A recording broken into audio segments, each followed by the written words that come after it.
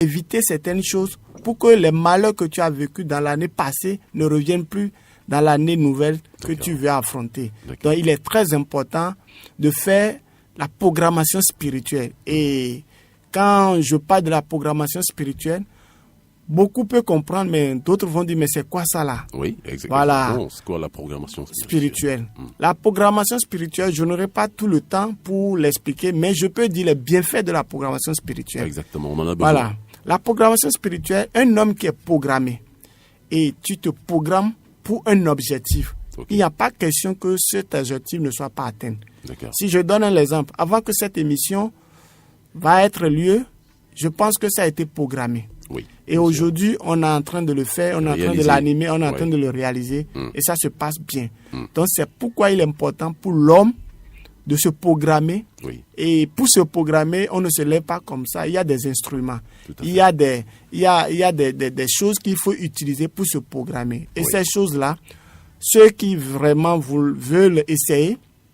lorsqu'ils vont s'approcher du temple Krishna, le 15 décembre, ils l'auront. Et ils auront aussi des explications comment ils vont utiliser ces choses-là pour se programmer eux-mêmes dans leur maison. Je n'ai rien à faire dedans, je vais les expliquer et ils vont avoir ça chez eux le 31 décembre, la veille du 1er janvier, et ils vont rentrer dans leur chambre et je vais leur apprendre comment on se programme pour affronter une année. Parce que cette année 2018 est en train d'achever et nous devrons entamer une autre année, et il faudrait que nous soyons vraiment forts et nous soyons vraiment prêts à vraiment affronter cette année, parce que personne ne sait ce qui est dedans, qu'est-ce que ça cache, qu'est-ce que ça peut amener malheur ou bien, personne ne le sait. C'est seulement la programmation qui peut nous amener à affronter cette année-là. D'accord, voilà. Très bien. Alors on retient que c'est le 15. Oui, c'est le 15 décembre, samedi 15 décembre à 16h. À 16h. Oui. Et le lieu? Le lieu, c'est à Fidrosek, Kpota, Carrefour Bas de Tissa. Donc, si la personne se perd, arriver à Adjaha, et à Fidrosek, toutes les Émiamans qui sont là, et ils connaissent l'endroit. Ou si la personne est en train de se perdre toujours, il peut appeler le numéro 62 59 19 14. 62 59 19 14. D'accord. Voilà, et j'envoie quelqu'un pour venir les chercher, pour venir au lieu où la cérémonie va être déroulée. Mais réellement, c'est pas caché. Hein. Non, ce n'est pas caché. Pour ceux qui connaissent Fidrosek Kpota, c'est ça? Oui, Fidrosek Kpota, Carrefour Bas de Tissa. D'accord. Voilà, ce n'est pas caché. Très bien. Samedi 15 décembre à 16h. 16h. Oui, à 16h. D'accord, très bien. Nous allons donc accueillir notre sœur, notre consoeur en langue fon. Le temps pour nous de faire une petite escale avec le mantra, le Maha Mantra. Oui, le mantra.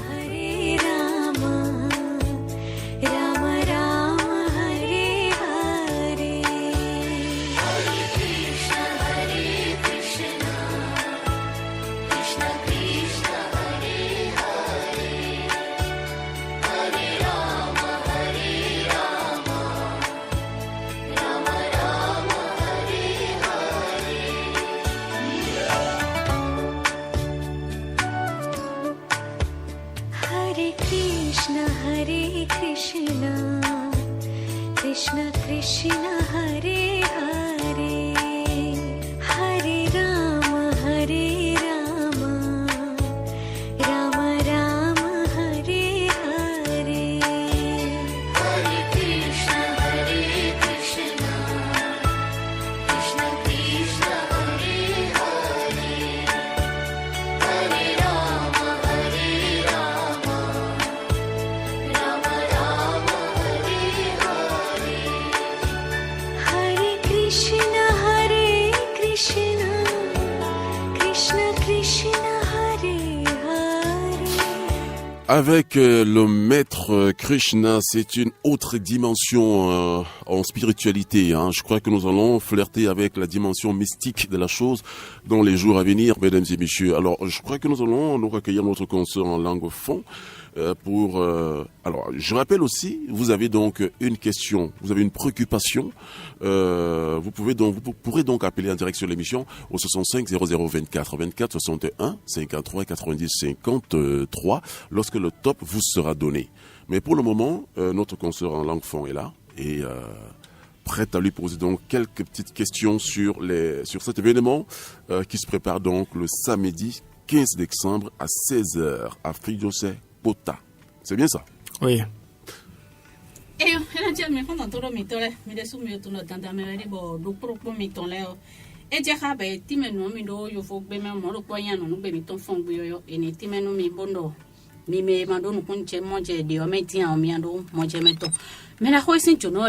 Edo yinumiero agbailo safi sin kan ho yoye de meyo o kan ek pachenu temple de la lumière mera ho Krishna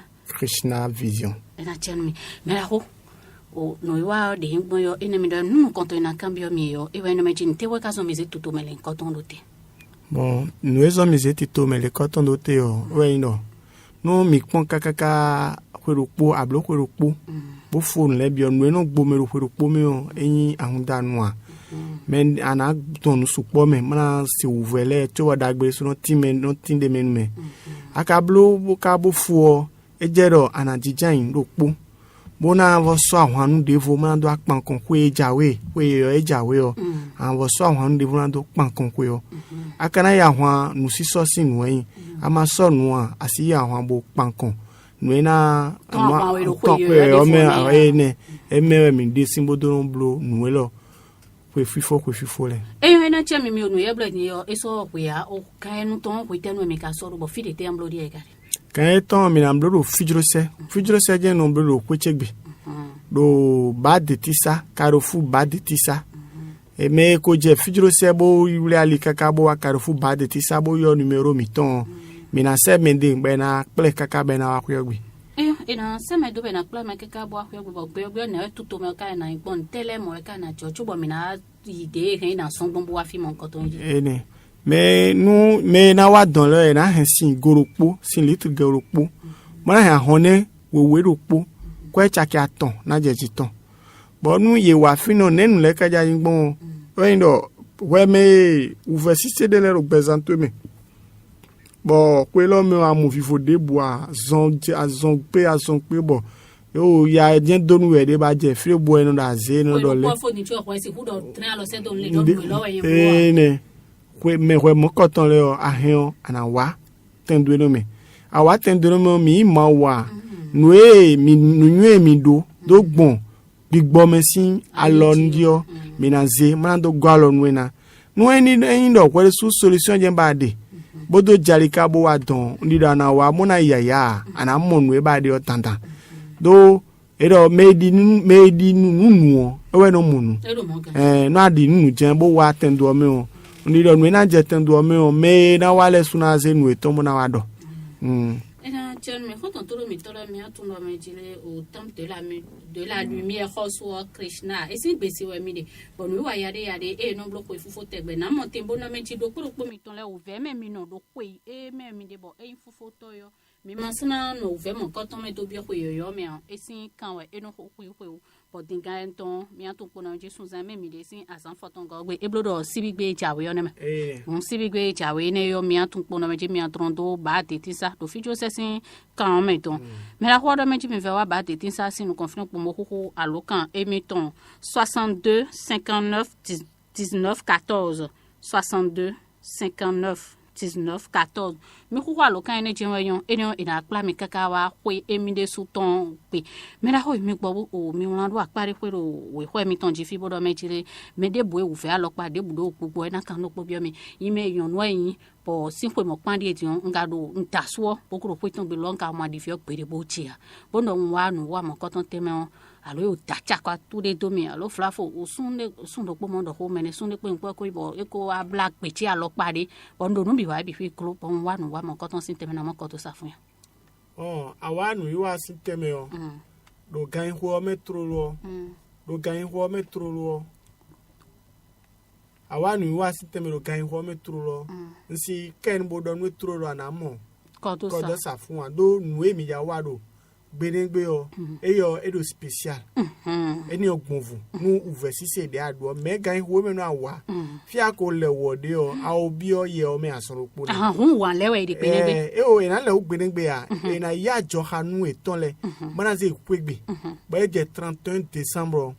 de na zanu ogbon ena timenu edo we ma pe video poji obido we ma pe video poji be na ze don chaka to eni o anze jo mana do yi Noué en exemple 31 décembre jamais au Poitebio. Bon ando bio ko yo mena. Et ne western le autour au Poitebio. Donc et à blo nous no fobo wa nous a ouvert si c'est nous les mains. A wa jambo a mo kabo wa cabinet Krishna Vision si agbasa. De na golo nous anamo. Mais do pokatin.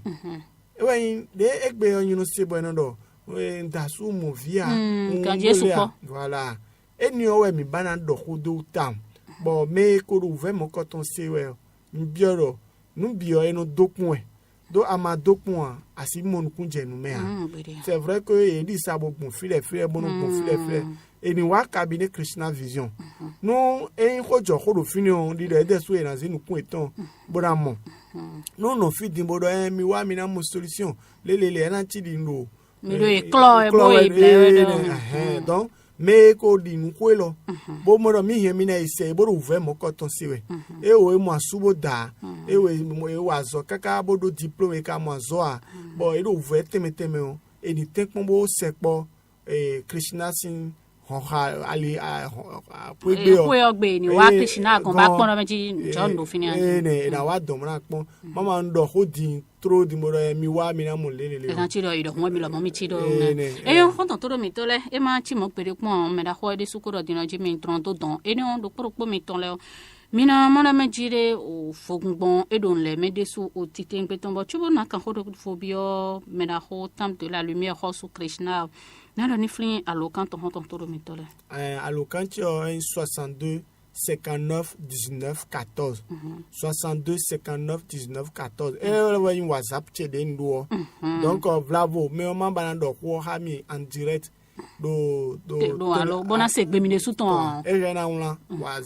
do WhatsApp chez di bon na mo bon nu ko de o mina do